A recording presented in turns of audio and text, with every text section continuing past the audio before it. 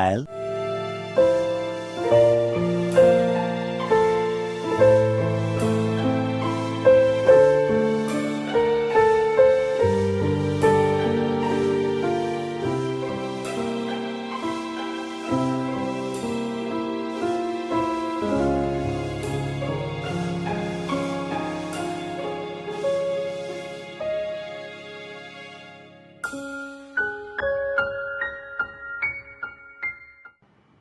So, what the issue about this scenario?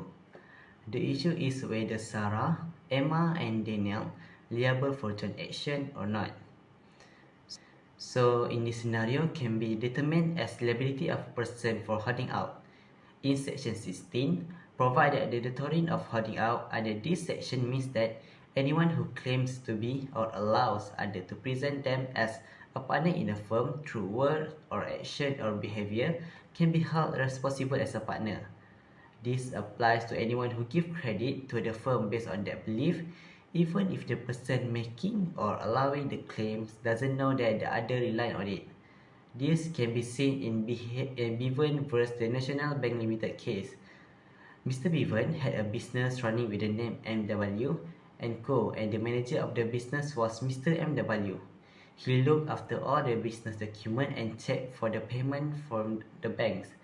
The plaintiff sued the company to recover the money for the goods he had supplied, and for the suit he charged both Mr. Bevan and Mr. MW. The court held was Mr. Bevan and Mr. W were liable for the debts.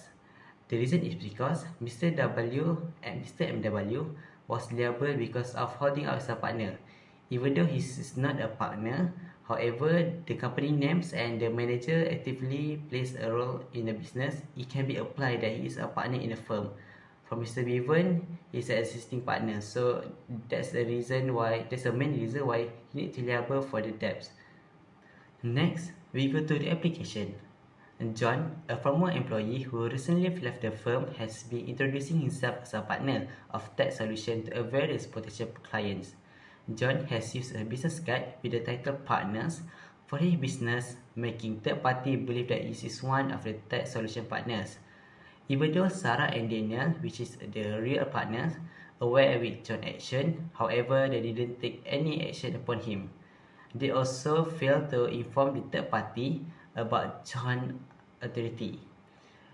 Since the third party believed that John is a partner of Dissolution and entered into a contract that was made by John is stopped as regard the third party from saying that he is not a partner.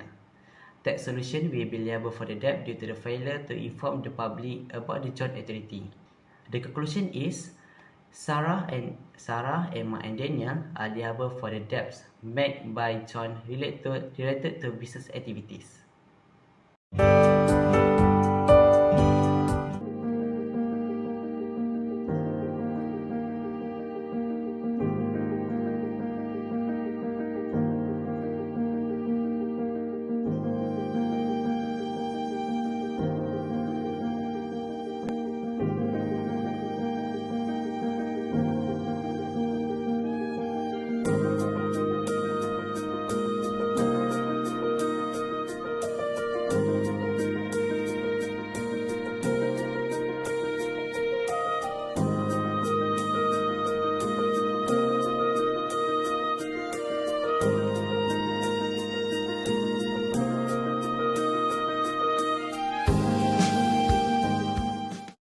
Have you guys seen the video just now?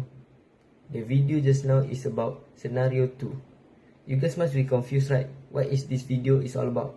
So, let me explain to you guys.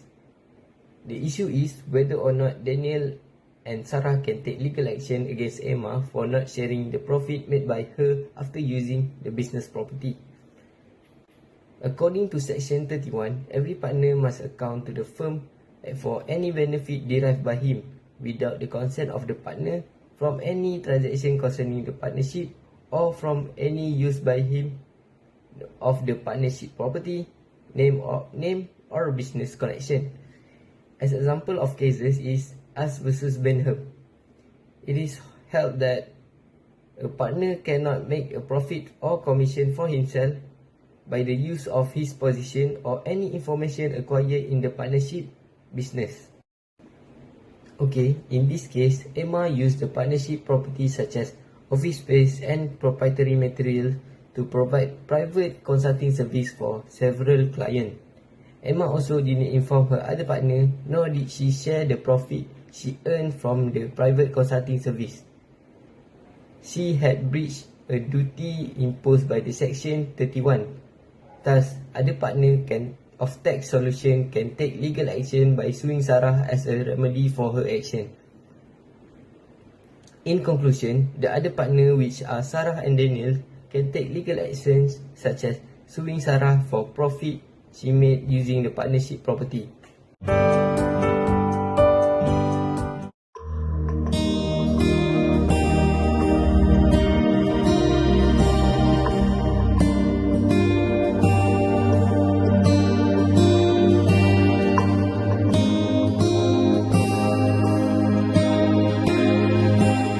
Three days later.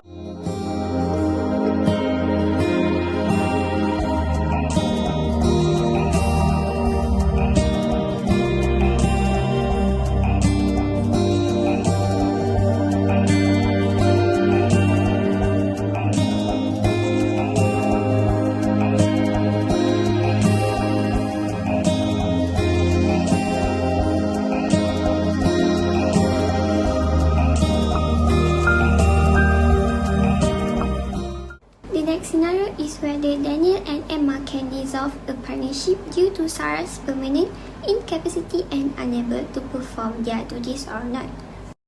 According to Section 37B, we can seek a court order for dissolution if a partner is permanently unable to perform their duties. In the case of Withwell versus Otter, the court initially denied dissolution because the partner's condition improved, but they allow a future application if health worsened. In this case, Sarah's debilitating illness significantly affects her ability to contribute.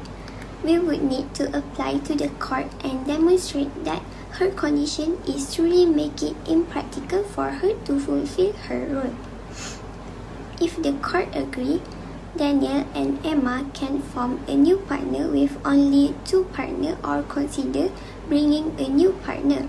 Conclusion: given Sarah's incapacity, Daniel and Emma can pursue a court order to dissolve the partnership.